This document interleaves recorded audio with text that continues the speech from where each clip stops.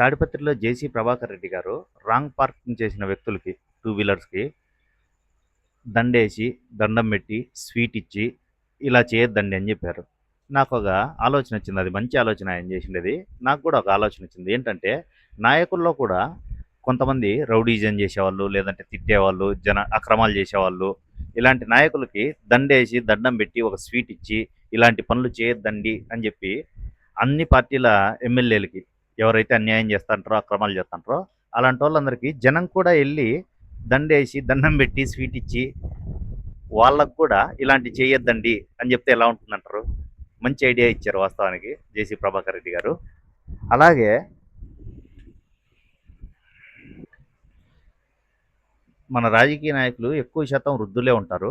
అందుకు వాళ్ళ కోసం షుగర్‌తో చేసినవి కాకుండా బెల్లంతో చేసినవి, నెయ్యితో చేసినవి ఇస్తే బాగుంటుంది కదా!